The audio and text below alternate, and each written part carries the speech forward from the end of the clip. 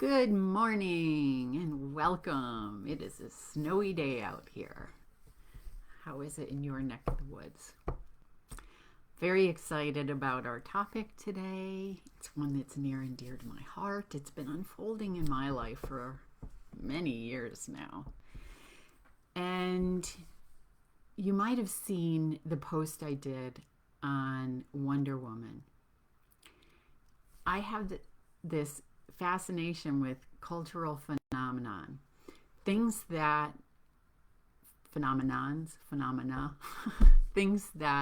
resonate with a large segment of the population. In doing dream work, which is a personal dream, to look at events in the culture, you can look at them as dreams of the collective. And just like our own dreams prepare us for the future, what's coming, what's going to happen, at the same time, cultural events tend to prepare us for things that are coming in the culture. Wonder Woman was one of those things because I just kept hearing over and over again that women were crying. And I thought, what's that about? Like, why would women cry? You don't hear about women crying at Superman and Batman, or anybody crying at those movies. That's kind of, it was, you don't typically put those two things together. So I went and saw it. Fortunately, I saw it on the big screen. And there comes this point where Diana, she's a princess with the Amazons, and she's with this American pilot, and they're at the front lines of the war to end all wars. And they're walking through the trenches, and he's in front and she's behind, and this woman with this child is sitting in the trenches, and she stops Diana and she says, that there are people trapped on the other side behind enemy lines. So Diana turns to her partner and she says, we need to go over there. There are people that need us. And he's like, we can't go over there. What are you talking about? That's no man's land. No one's going there. Both sides were entrenched on each side of no man's land. So he turns back to continue on his way, and she doesn't follow him. She has her hair done up with a fastener. She pulls it out. She shakes her curls loose, her long hair, and then she throws off the cape that conceals what she's wearing underneath, and she begins to climb the ladder out of the trench. And as she's walking across no man's land, it begins in slow motion. Some of the men in the trench saw her going up, and they're like, what are you doing? The pilot turns around. Oh my God, what are you doing? And as she continues to stride across the field, and the other side notices and begins to fire. And she uses her wristbands and her shield, and she deflects all of this. And the more concentrated it becomes, clearly the more effort it's taking her to withstand the assault. And I begin to cry. Now, there are times in life when we cry and we don't even know why. And that was one of those moments. And someone very astutely happened to mention this on my post. And she said, this for her is soul remembering, which is exactly what it is. There are times when something will happen and you'll cry and you don't understand why, but it's actually the soul that's having a moment of recognition, and the tears are an indication that that's happening. This happened to me when I met my twin flame. I, Pam, didn't understand what was happening, and I was crying. And I was like, what is wrong with me? Why am I crying? Later, as I understood the situation, it began to come into consciousness. I was able to see the connection that some aspect of me has the recognition. So this is what happens with that movie. Women were having this like moment of awakening of their soul when they saw, possibly for the first time, a woman who was fearless, absolutely fearless, would go where no man would go. On the one hand, again, if we're looking at this a bit like a dream and as a cultural phenomenon, then it's not necessarily about women, going into battle and being fearless. That's somewhat literal interpretation. But when I look at fairy tales or myths, the young feminine represents the soul. We can see her as a goddess. Diana is a goddess in, I think it's the Roman Parthenon, Pantheon. And so she can represent that, but she can also represent this quality of the soul, which is a quality that's about fearlessness. And this soul is untouched by the physical. It's untouched by the world of form.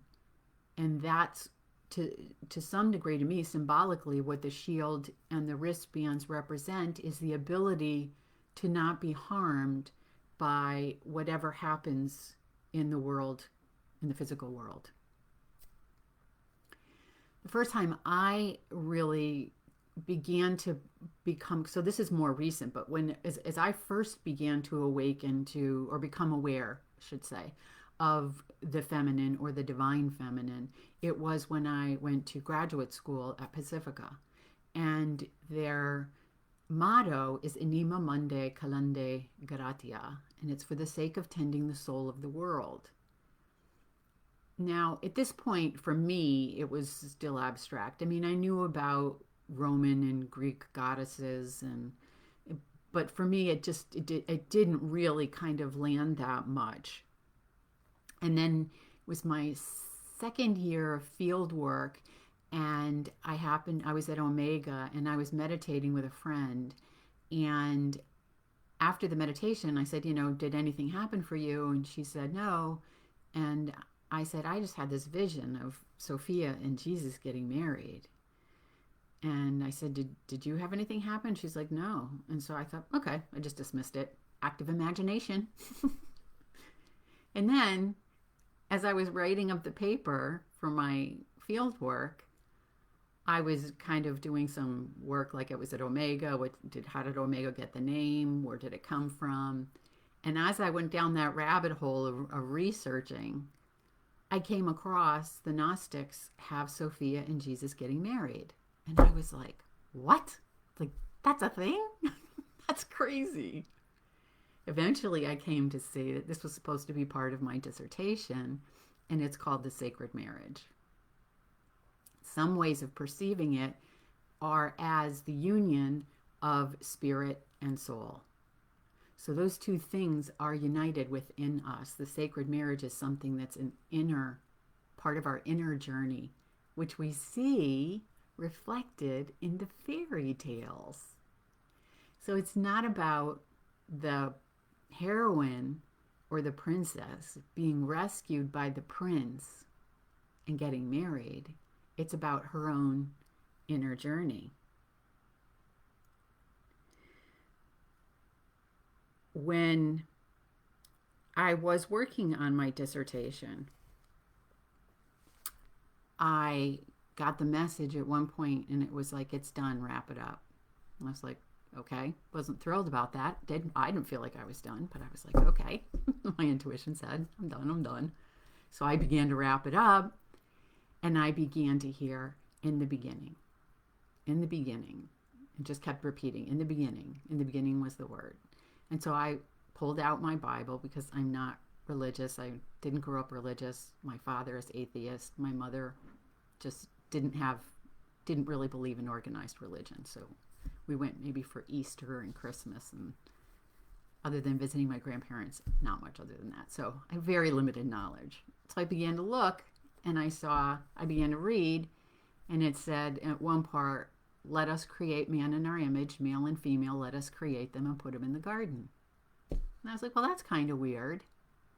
Let us create them in our image, male and female, and let us put them in the garden. I was like, who's he supposed to be talking to?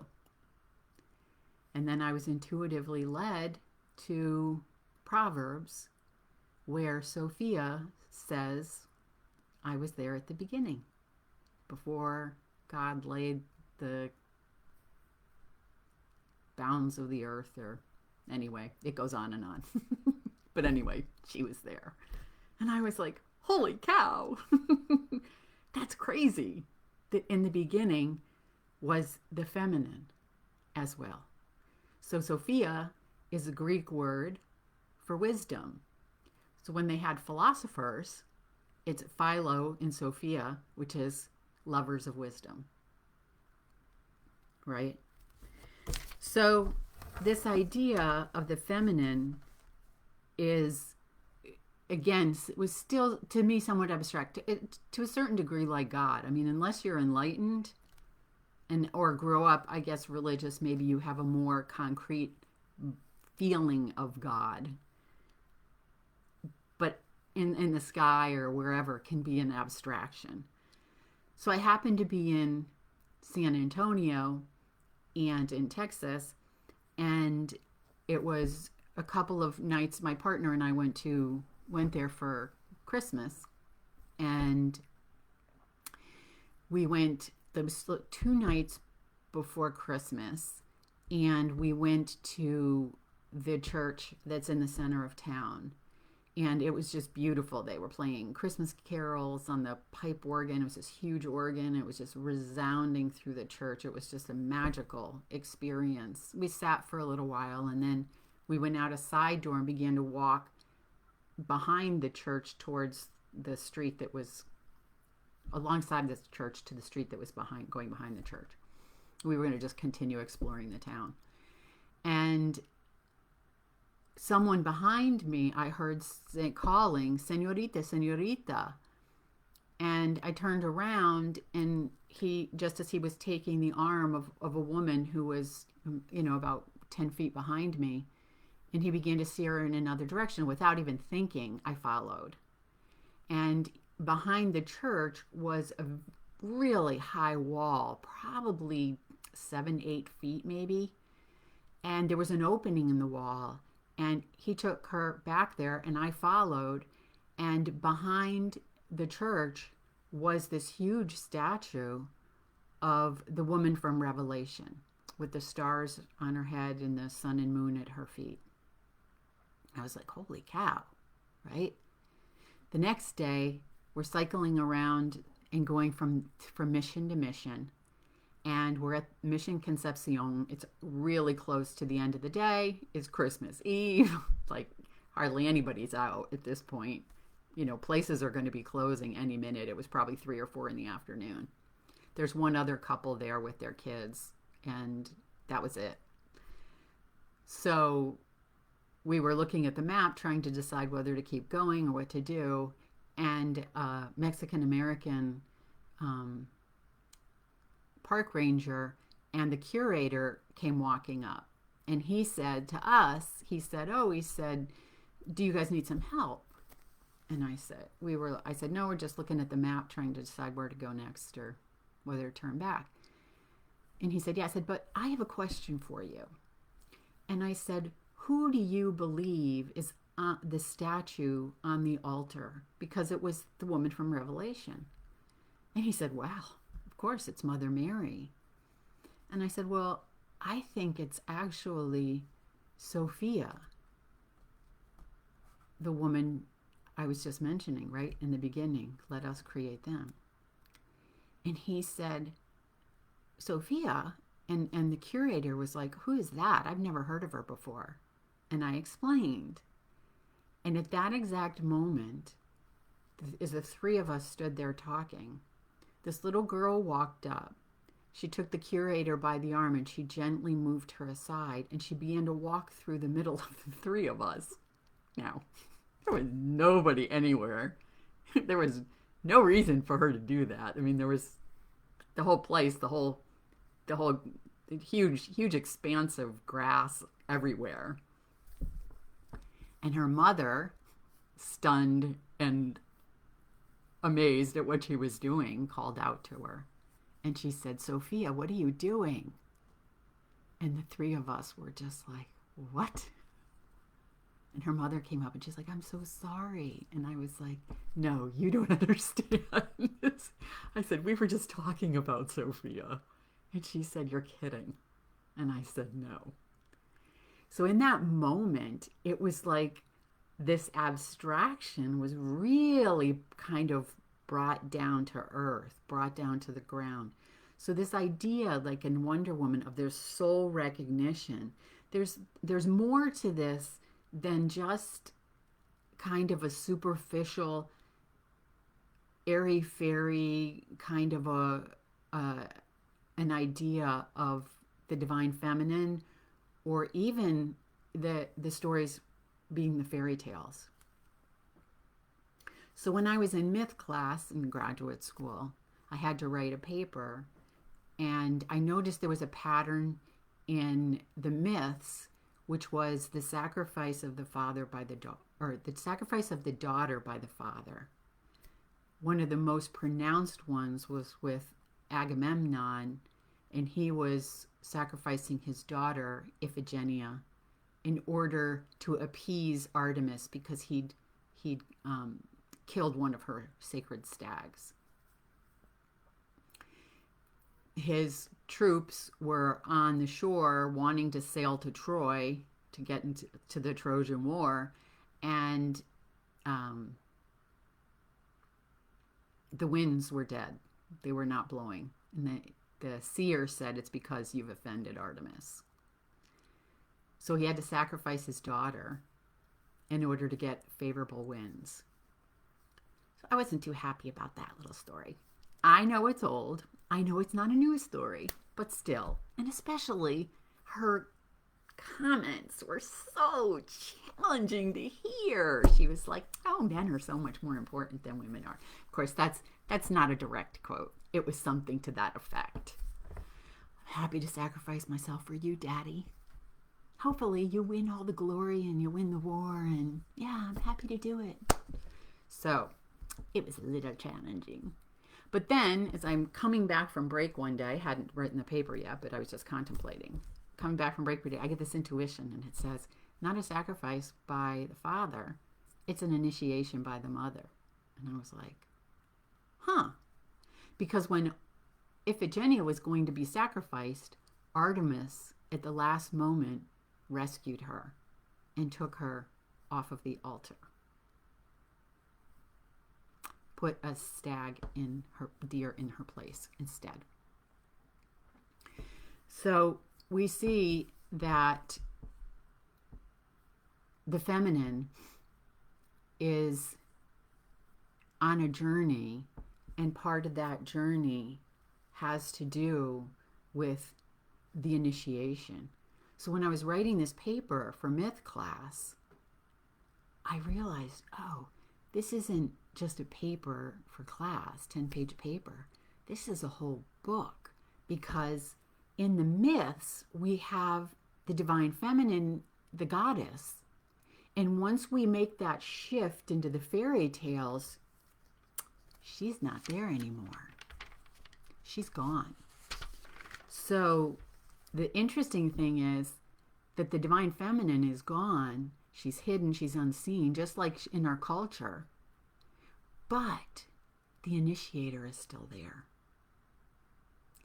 That's why these fairy tales are so challenging. That's why they challenge the feminine. It's the shift from these young women, oftentimes, think for a second, oftentimes being victims, and then having the courage to flip that from being a victim to not being a victim. So her place is taken in the fairy tales by the stepmother, the old woman, the angry fairy, the witch. All these represent the aspect of the feminine that is angry, unhappy, and over again, who's missing? The good mother died, she's silent, she's helpless, she's ineffective. So you see this feminine, if there is like a good mother, then she just usually has virtually no role. But lots of times, look how many there are that she's passed away. The perception then of the feminine as a victim is really incorrect, because when you actually read the stories, which is what happened for me, as I began to read them, I was like, they're doing things that are courageous. They're doing things like maybe a simple one line, like, she didn't listen, but like, you actually try doing that in your life, and it's earth-shaking. It's like not a simple line usually when you're trying to live it. It's a challenging moment. So we often can look, because of the simplicity of the way it's expressed in the story, we can overlook it and think, oh, it's just, oh, well, she just did that. But that's not easy. And when I began to look at them, I was like, holy cow, this is crazy. One of the key actions in these stories over and over and over again is they break the rules, they defy authority, they dare to look. They're right at the edge and kind of pushing the envelope in a way that is so different than what their upbringing or what the opening situation kind of portrays them as or presents them as. So it's really courageous when they do these things. This is very much like the story of Cinderella.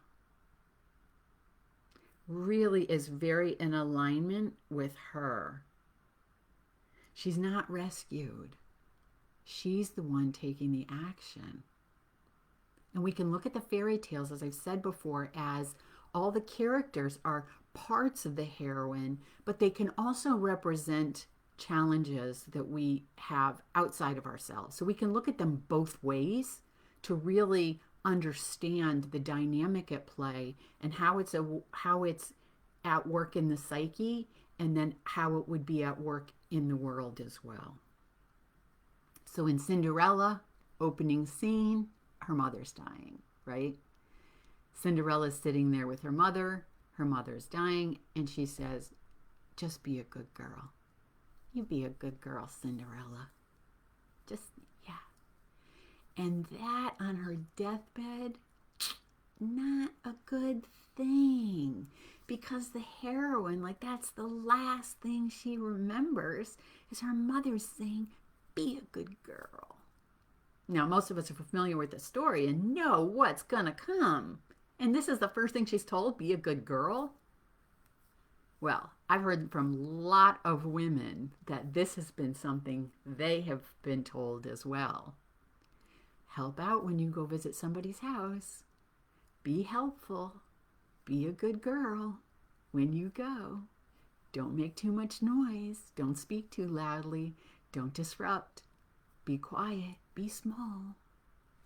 Lots of women have had to take this on and are challenging that and attempting to move out of it in order to honor themselves. This isn't so we can be rebellious and just be, cantankerous for the sake of it. But it's really about the ability to hear ourselves, honor our needs, and really challenge this notion of being good. So the father remarries. Again, this is just familiar knowledge, and has then the challenging stepmother and the challenging stepsisters who are not very nice. So what would be the result of this? is when they move in, they move Cinderella out of her room. The girls move into Cinderella's room. Cinderella's relegated to the kitchen. She sleeps on the hearth. She cooks and cleans. Like, that is her life. She wears rags now.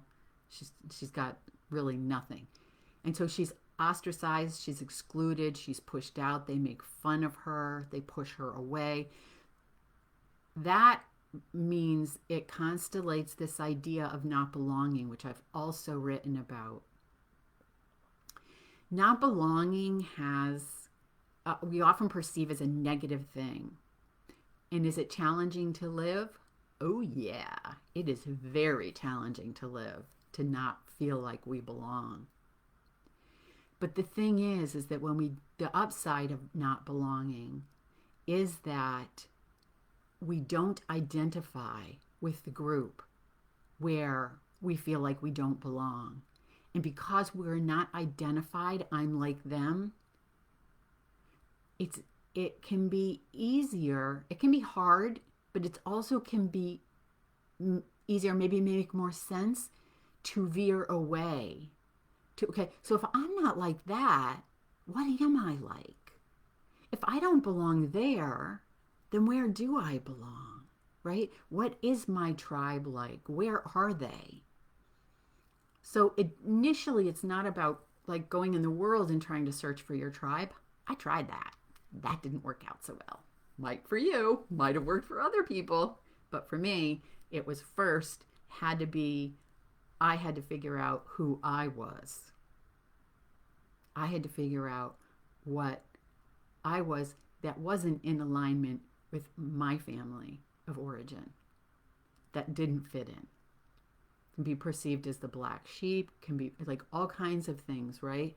So this not belonging, it can be, again, even the same way as we see the fairy tales, right? That it's an initiation, we're not victims. So if we're being initiated, what does that mean? Well, look at Cinderella, right? If you take the story as a whole, which most of us know it, if you take that story as a whole and you think, okay, look, she is the one in the end who marries the prince and goes off to live in the castle. So if you look at it, the stepmother isn't initiating her own daughters, isn't freeing her own daughters from the parental consciousness. But Cinderella is the one who is freed. The one who doesn't belong is the one who is freed. The one who's excluded, the one who's the black sheep. We can flip this right on its head in not belonging. And that is a good thing. Doesn't always feel good, but we can see it as an opportunity to become who we are and to look inside to discover what that is, who that is.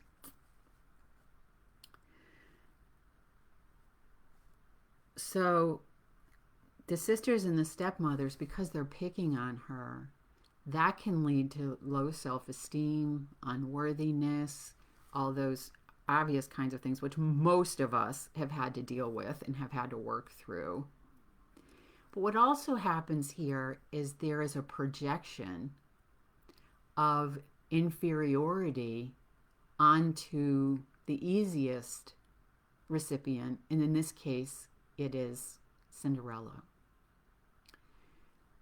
So the stepmother then probably had a really challenging life. If we look at her as an external aspect of Cinderella, then she might represent somebody who did not have the opportunity to be herself.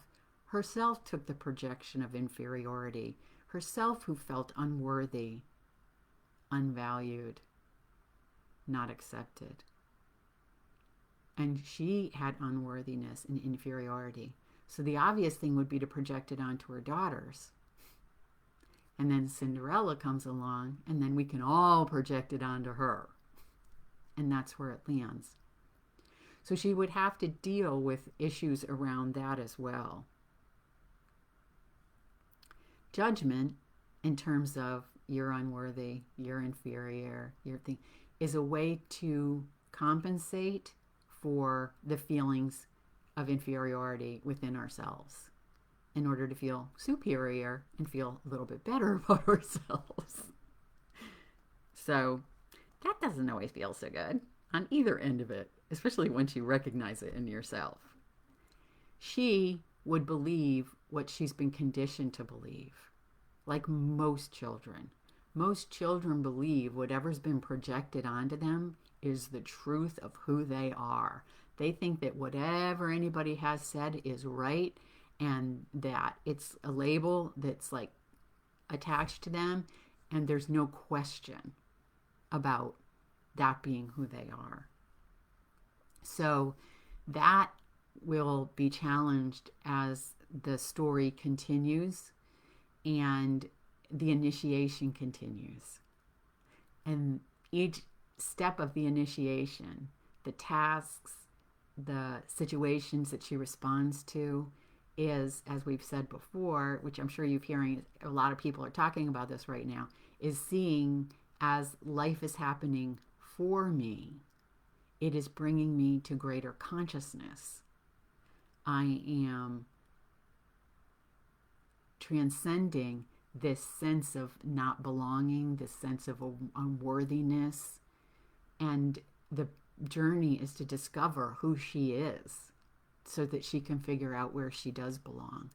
Because the other part of belonging is that when we do belong, we typically are belonging because we have something in common. Like if you belong to a church, you have that belief in common. If you belong to a group, you typically have some beliefs in common, or some part of you that you identify with. That is the commonality.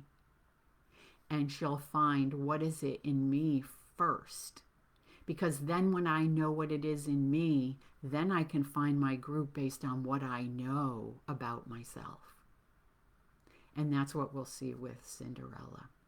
So next week, I'll leave you there, this juicy little part. So thank you again for joining me. I hope you enjoyed this today. This is all not meant to be abstract. This is all that I'm sharing is meant to be about you and your life and your journey. And all of this applied in order to help you and assist you in your initiatory journey. And I have been helped so much in my own life through the fairy tales. They have been my go-to. If I hit a speed bump and I'm like, okay, this is exactly the situation that Cinderella was in, then I think, okay, what did Cinderella do? What's the way to navigate this? These stories go into the unconscious and give us roadmaps to navigate the initiatory journey. These are like the mysteries are encoded in these stories in order to help us navigate. People think we're not initiated anymore. They think the initiations are dead and we have to do something. You don't have to do anything but live your life, because life is initiating you. The initiation is here. It's happening. It's happening in the culture, that cultural phenomena that I was talking about. That's the initiation on a cultural level. It's obvious. Just look around. Watch 5 minutes of the news. We are being initiated in a big way. So we can see it as we're victims, or we can see it as we are being initiated because we're coming into higher levels of consciousness. That where we are isn't in alignment with who we really are. And so life is happening to us, and it's happening to us as a culture, as a world, as humanity, in order to take us to a new place. Because where we are, it's not working. What's happening? It's not working. We need a change. And that's why the world looks the way that it does. So the fairy tales can help us navigate because they give us the strength. They teach us how to be interreferential, how to find a stability inside. This is the sacred marriage that I talked about. Find a way to align the inner and the outer, the above and the below, and to come into that place where we are unshakable, that we are unmovable, that we can see, we can defy, we can follow the truth, and we don't have to conform in order to belong. And we can be a steadying force in a culture that's falling apart, and that's in the midst of chaos. You're the center. You're the guiding lighthouse in the storm. So, thank you again. I hope you have a lovely rest of your day, and I will see you next week for the rest of Cinderella.